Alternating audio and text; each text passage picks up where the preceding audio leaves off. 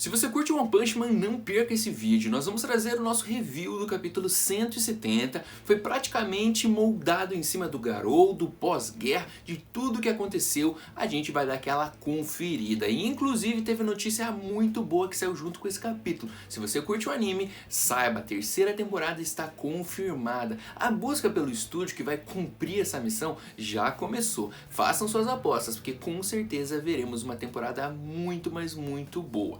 E óbvio, esse capítulo trouxe um pouco de calmaria depois de tanta coisa que aconteceu nos últimos, mas vamos ver muita coisa do Garou. Então eu já te convido aqui a se inscrever se você é novo aqui no canal. Fala, guerreiros, sejam bem-vindos ao Reino dos Mangás. Eu sou o Renan e peço aquele likezinho fortalecedor logo aqui no começo do vídeo, porque depois da vinheta eu vou contar tudinho que rolou nesse último capítulo 170 de One Punch Man.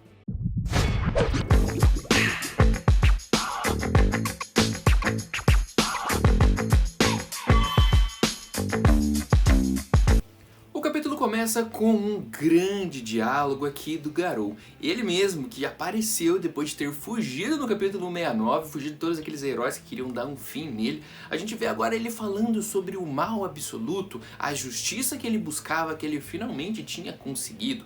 E ele fala que esse mal é o imparcial, já que a justiça não era boa o suficiente, já que os heróis acabavam fazendo de tudo e injustiçando muitas vezes, coisa que os humanos faziam, eram perdoados e os monstros eram punidos. Então nada mais justo do que um mal imparcial para julgar a todos, aquele que pessoas e monstros temerem. Agora sim, o Garou vai contando um pouco mais sobre essa trajetória de que ele tanto buscava. E ele vai se empolgando, vai elevando o tom de voz, contando sobre esse mal absoluto que ele busca e mostra que ele deveria ser a justiça, que ele quase alcançou da forma que ele mais precisava. E depois de toda essa explanação dele, já começando no hype lá em cima, a gente percebe que ele tá falando com um cara ali sentado na frente do computador que só está querendo saber um pouco mais sobre o acidente que ocorreu um tempo atrás, onde o Garou acabou destruindo, não pagando a conta, alguma coisa nesse sentido dentro de um restaurante. Então não tinha nada a ver as coisas que ele estava falando.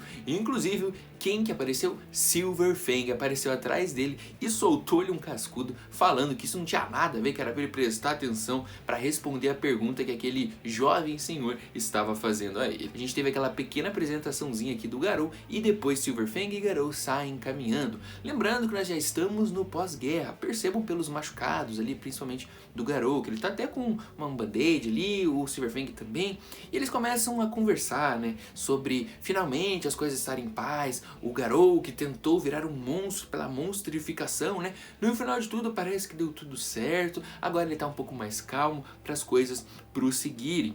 E agora tem uma situação bem interessante. O Silver Fang fala, né, que os pais do Garou em momento nenhum foram visitar ele na reabilitação, digamos assim, e o Garou meio que assume essa postura de filho para o Silver Fang, mas o Garou não tá muito afim de chamar o Silver Fang de pai. Só que ele, o Silver Fang, como um mestre, ele acha que o melhor a fazer é realmente tentar ajudar o Garou de alguma forma, ser um apoio que ele precise. Na sequência ali a gente vai contar um pouquinho sobre como eles se reencontraram pós toda essa guerra, né? Na verdade o Garou estava, digamos assim, pensando na vida, meditando embaixo de uma cachoeira. E quem que o encontrou? Óbvio, o Silver Fang.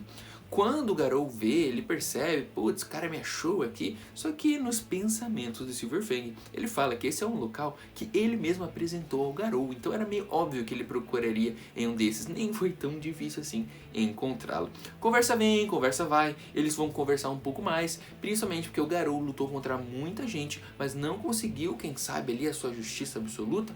Mas, ao mesmo tempo, ele percebeu que muitas das artes marciais, ensinamentos místicos e tudo mais, ele só conseguiria aprender ainda com o Silver Fang. Por isso que ele aceitou voltar ali meio que a paz, digamos assim, principalmente como um discípulo do Silver Fang, e já estava praticamente desistindo de ter o Garou novamente como seu discípulo.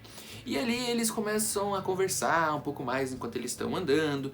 E depois de tudo isso, o Garou fica interessado sobre o Tarel, como que ele anda, o que aconteceu. E o Silver Fang fala, né, que o garoto foi feito de refém na operação e tudo mais, agora passa bem, tá tranquilo, vivendo a vida.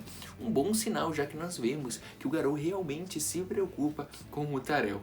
Depois disso a gente teve um corte aqui mostrando justamente o Tarel que tá ali feliz, brincando com algumas crianças, mas como sempre, né, sendo enganado e passado para trás.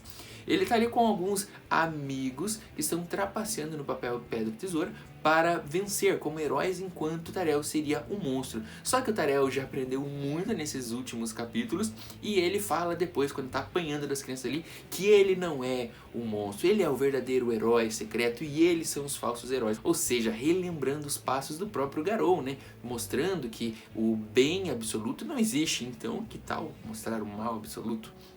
Com isso, ele imita, inclusive, né, a pose do Garou. Agora nós temos o Garou Man aqui na pele do Tarel, que não importa quantas vezes apanhe, sempre vai se levantar. As outras crianças não entendem nada, acham que o Tarel está inventando regras, já vão começar a chiar com ele quando alguém chama o Tarel. E eles olham todos para trás e percebem que é o filho daquele cara super importante dentro da associação de heróis, o Nariink.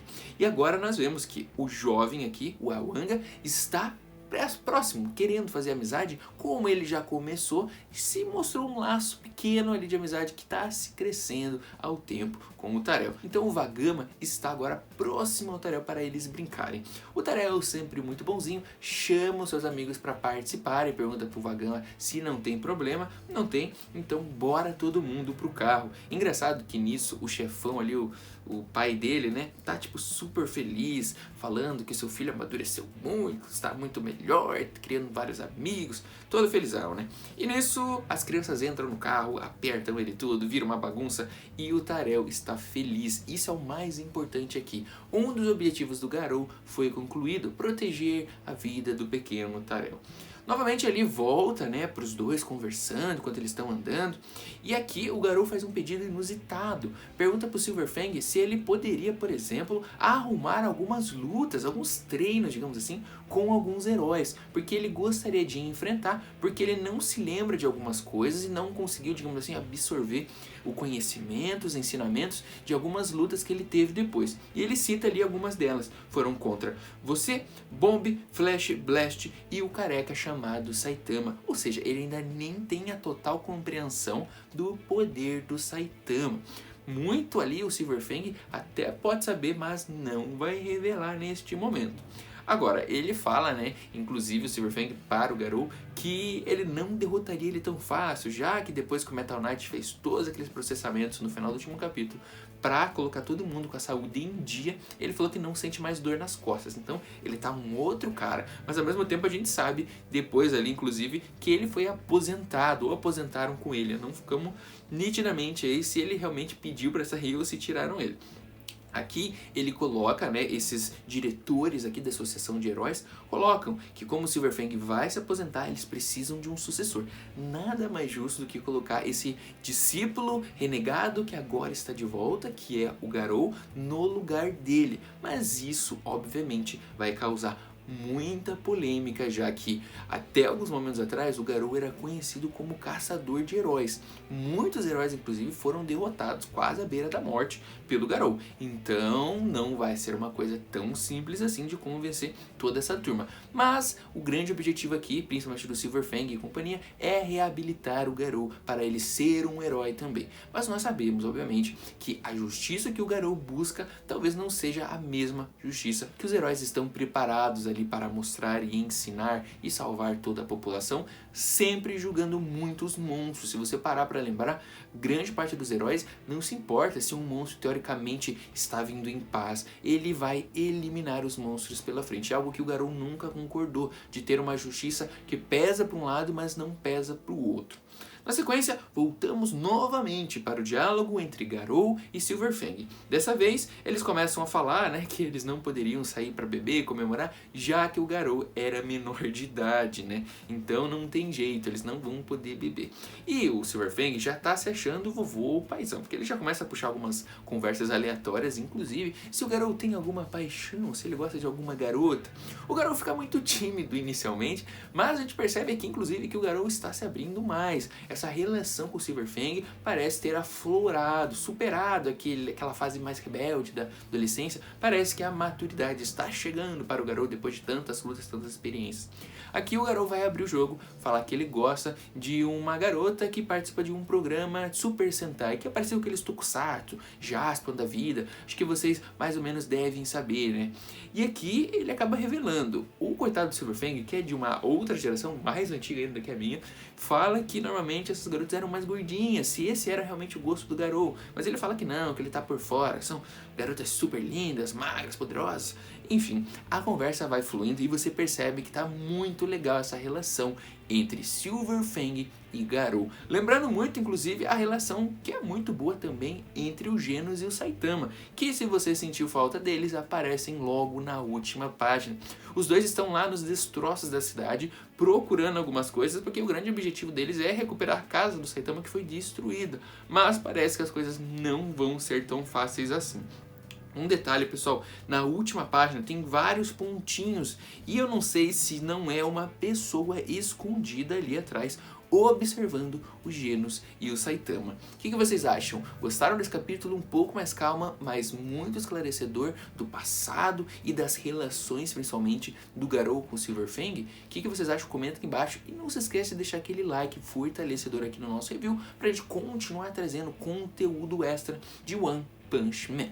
É isso, galera, a gente vai ficando por aqui. Aquele abraço, valeu!